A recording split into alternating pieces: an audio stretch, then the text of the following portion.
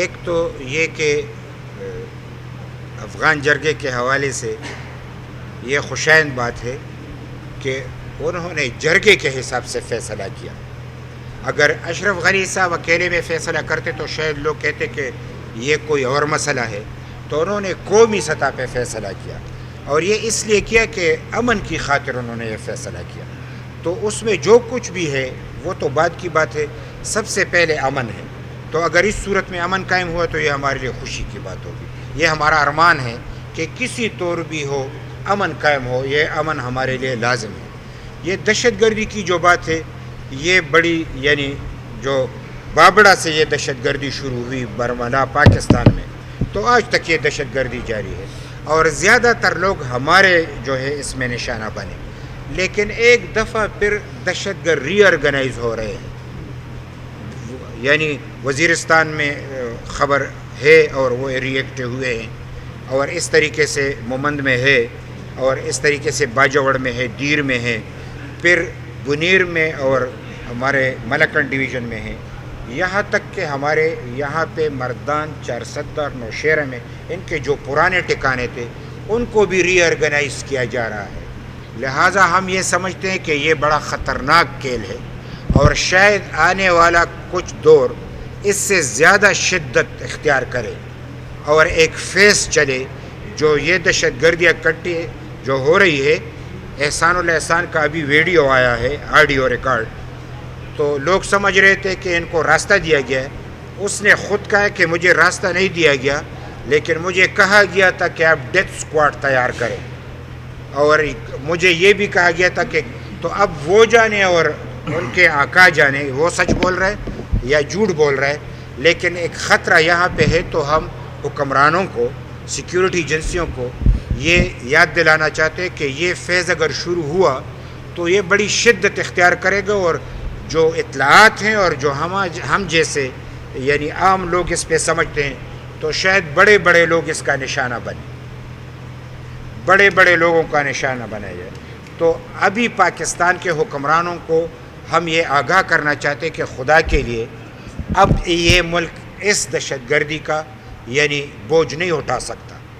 شاید پھر بڑا ایک خطرناک منظر ہوگا. تو ہمارے پاس وقت ہے کہ دہشت گردوں سے نمٹا جائے. نیشنل ایکشن پلان جو ہمارا متفقہ ایک نیشنل ایکشن پلان ہے اس پہ عمل کیا جائے. ابھی تک عمل نہیں کیا گیا, اور یہ وقت ہے کہ ہمارے سیکیورٹی ایجنسیاں, حکمران اس پہ عمل کرے اور ان سے ہمدردیاں ختم کی جائیں. یعنی ان کی جو ان کے لیے پیسے آ رہے ہیں ان کی آڈٹ کیا جائے, اور جو وہ ری آرگنائز ہو رہے ہیں ان کو ری آرگنائز نہ ہونے دیں, ورنہ کل کو پچھتانا پڑے گا.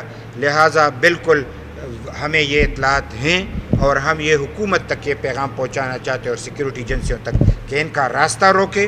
اگر افغانستان میں امن آ رہا ہے اور ہندوستان سے ہم بارڈر کھول رہے ہیں, تو پھر یہ خطرہ جو ہے اس کو نمٹنے کے لیے ہمارے پاس اب وقت ہے کہ ہم ان کا خاتمہ کریں اور پاکستان کو دہشت گردوں سے پاک کریں. ایسا ہے کہ جو کل کا واقعہ ہوا نہایت افسوسناک ہے. یعنی حکومتی سطح پہ نیب ایسا کردار ادا کر رہے کہ پہلے تو انتقامی طور پہ یعنی اپوزیشن کے قائدین کو گرفتار کیا جائے. نہ کیس ہے, نہ اس میں کوئی دفعات ہے, بس بدماشی کے طور پہ وہ کہتے کہ اس کو گرفتار کر لو.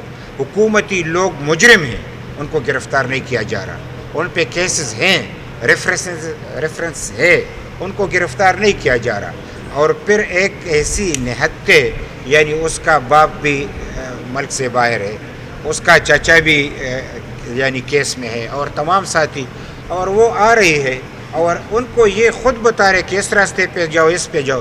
تو حکومت کی ذمہ داری ہے کہ کنٹرول کرے. تو اس پہ پتھرو بھی کیا گیا, اس کو ڈرایا بھی گیا, وہاں پہ لاٹھی چارج بھی ہوئی, ٹیئر گیس بھی چلائی گئی.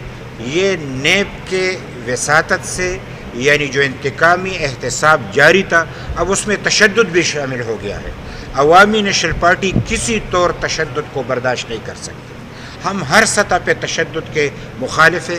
اسفندیار ولی خان صاحب کا مذمتی بیان اس پہ پہلے آ چکا ہے, ہم آج بھی اس کی مذمت کرتے ہیں, اور ساتھ میں یہ بھی کہتے ہیں کہ اس ظلم سے اپوزیشن مزید مضبوط ہوگی. اس ظلم سے حکومت کا چہرہ مزید بے نقاب ہوگا.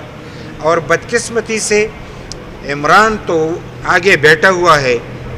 عمران تو وہ ایسا ہے کہ بوری ہے اور بوری کی پیچھے کوئی اور ہے. لہٰذا ہم سمجھتے ہیں کہ جنہوں نے ان کو سلیکٹ کیا ہے، سلیکٹروں سے کہتے ہیں کہ اس ملک کا خدارہ کچھ تو غم کر، کچھ تو سوچو، کچھ تو فکر کرو. آخر اس سے ایسے ڈراموں سے کیا بنتا ہے کہ آپ یہ ڈرامے رچائیں گے اور اس طریقے سے جو ہے آپ یہ جاری رکھیں. لہٰذا نیب کو خود نیب ناکام ہو چکے. سپریم کورٹ کا خود فیصلہ آیا ہے، ہم نہیں کہتے. سپریم کورٹ نے کہا کہ یہ بے معنی ہو چکا ہے. جب سپریم کورٹ نے فیصلہ دے ہی دیا ہے تو اب تو یہ نیب کا دروازہ بند ہونا چاہیے اور نیب کے جو کرتا درتا ان کو پکڑ کے ان کے ساتھ احتساب ہونا چاہیے. اور جو کردار کل لوگوں نے ادا کیا ہے اس کا تحقیقات کیا جائے.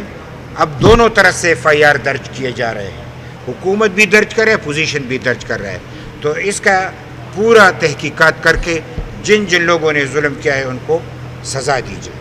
بابڑا کے حوالے سے تو ہم یہ کہیں گے کہ سزا تو اس لیے دی گئی کہ چونکہ باچا خان اس سرزمین پہ اور خدائی خدمتگار ایک ایسی قوت تھی کہ انگریز ان کے سامنے نہ ٹھہر سکے.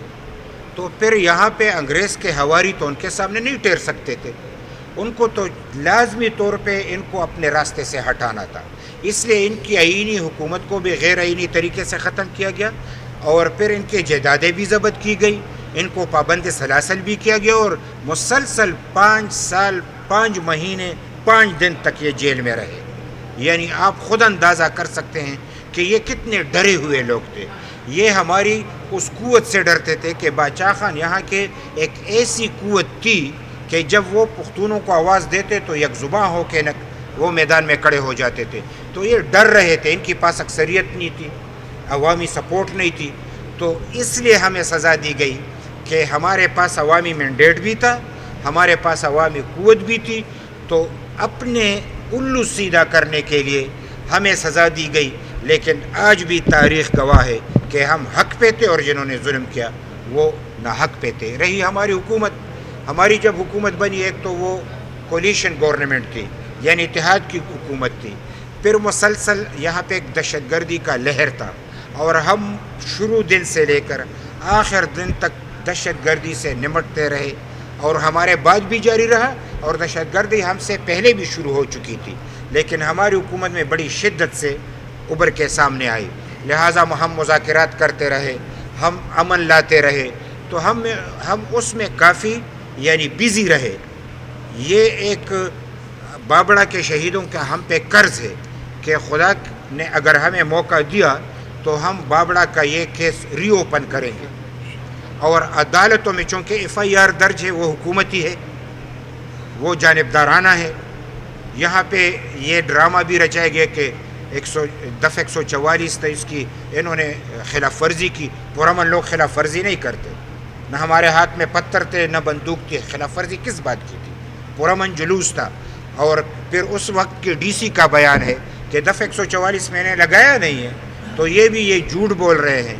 لہٰذا ظلم کا جو بازار گرم کر رکھا تھا اس کو ری اوپن کرنے کے لیے جو بھی عدالت کا اس وقت کا فیصلہ ہوگا تو جو ظالم ہوگا ان ظالموں کو قراروا کی سزا دینا یہی ہمارا مرام ہے. اور جوانوں کے لیے یہ واقعہ کہ ان کے سامنے بھی یہ لایا جائے کہ کس طریقے سے ہم پہ ظلم کیا گیا اور ہم نے ظلم کو برداشت کرتے ہوئے کس طریقے سے باچا خان کے قافلے کو آج تک یہاں پہ قائم و دائم ہے اور ہم اپنے منزل و مقصود کی طرف گامزن ہیں.